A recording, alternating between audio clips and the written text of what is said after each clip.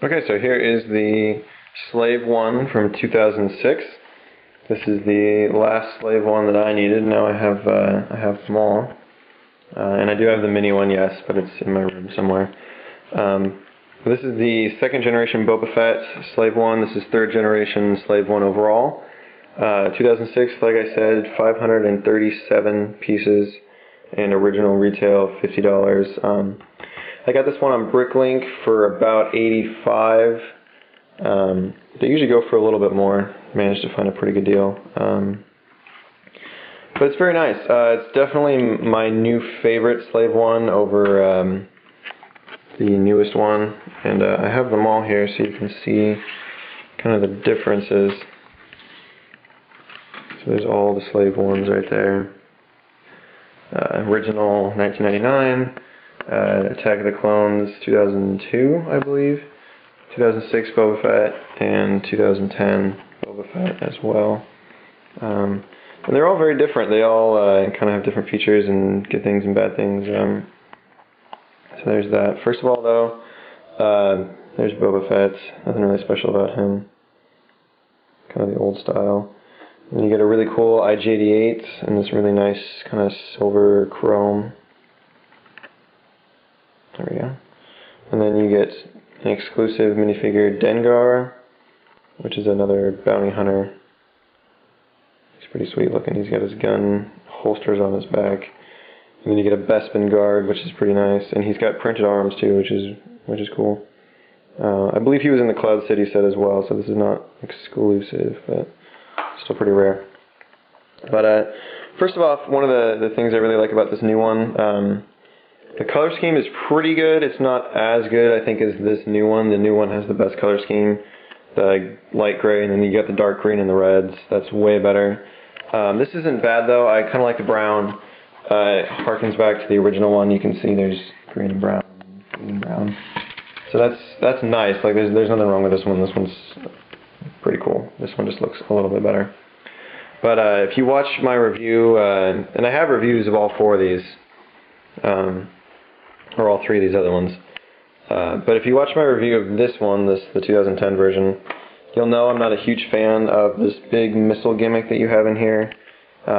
First of all, the cockpit, you can see it rocks forward, so it pushes Boba Fett into the missiles, and I don't know, it's just kind of in the way, and it takes up too much space. And then because of that, you see there's, oh, that would pop off. You see that there's 4 studs here for the door. There's a space of a length of 4 studs, and then there's a length of 4 more studs to finish off the gimmick on the inside. You can see it takes up quite a bit of space. And on this one, this 2006 version, there's also a missile gimmick. And you can kind of see where they got the idea. It's about the same. But on this version, first of all, the cockpit actually stops. There's little stoppers right there, so it doesn't rock forward, so it can't actually push them too far forward. A little more space back there to hide more minifigures if you wanted. But the missile gimmick takes up less space. You can see there's a 2 space and then 4, so you got 2 extra spaces. And it's just the one big missile, which I actually like better because it's spring-loaded. You don't have to use your own force to push it. And you just flip up this little lever. That's the other nice thing too, is on this, if you wanted to fire these missiles, you have to push it on the back, on that plunger. But on this one, all you have to do is just flip up this little lever, and it will shoot the missile, which is pretty nice. I think that's just a better system. So that is a lot better, much improved over this version. But you can use that, there's that extra space that I was talking about, and what that kind of affords you is you get a longer cargo bay up here in the nose section, and you get missiles up here, which is pretty sweet. Nothing wrong with a little extra missile storage. And then you got some storage right here on the side. There's nothing in there, but you got some storage, which is pretty sweet. And then you have these little doors right here that open up, and if you flip these out, there's some spare blasters right there. Those are old guns, like so. and then these can and this do flip like all the other ones. But that's all really nice. And then if you come under here, first of all, you got this lever. You can flip that down. So you flip it down like that, and you got Han Solo right there, frozen in carbonite. But the cool thing is because he fits up into the ship and not underneath like he does in this version. He fits up inside of it. So you flip that up, and then he actually shows up in here in the actual cargo bay. So it just makes it feel more like he's actually being stored up inside the ship instead of just like in a slot underneath. You see what I mean?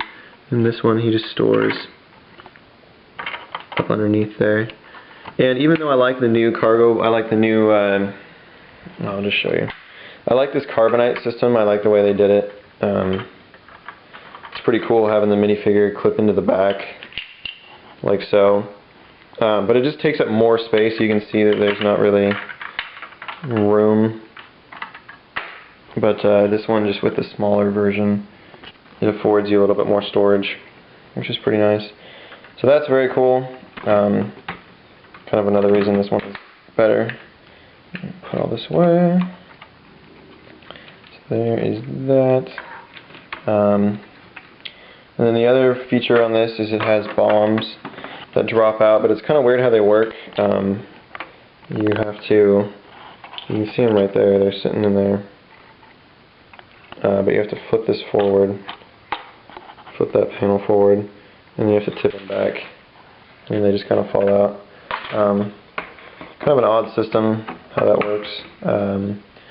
Not really as good as Jango Fett's version. In Jango Fett's Slave 1, I'll show you right now. They're hidden, the bombs are hidden up underneath here in this panel. And then when you flip it forward, it opens that panel up, so they just drop straight down. This one, for some reason, you have to tip it back. Not really sure why, but you know, whatever. Not really a burden. So there's that 2006 Slave 1. This is definitely the best one in my opinion. Doesn't look the best out of all of them. I think this one, the newest one, is still the best, and the newest one still has the best Boba Fett. In my opinion, I think he just looks the coolest. But this one is really, really awesome. Better features, better use of features, cooler minifigures, except for Boba Fett.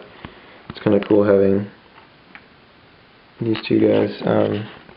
But better play features on this one. It is a little bit more expensive, like I said, kind of hard to find in good condition. Usually it'll run you about $80 to $100 to find this in good condition on eBay or Bricklink, but in my opinion it's definitely worth the money. They did a really good job with this one. Sorry it took me so long to get it, to kind of complete my set of all of the Slave ones, but there's that. There's a comparison of Boba Fett's real quick for you. You can see there's pretty much no difference. But there's that for you. The Jango Fett one is still the rarest one, just because it's really old and it's the only set to come with Jango Fett. This one's about $250, usually $200, $250. But there's that. There's full reviews of all these, like I said. So go check those out if you want more of my opinion. But this one is definitely the one to pick up if you're looking to just buy one Slave one. Definitely get this version. This is the best one in my opinion.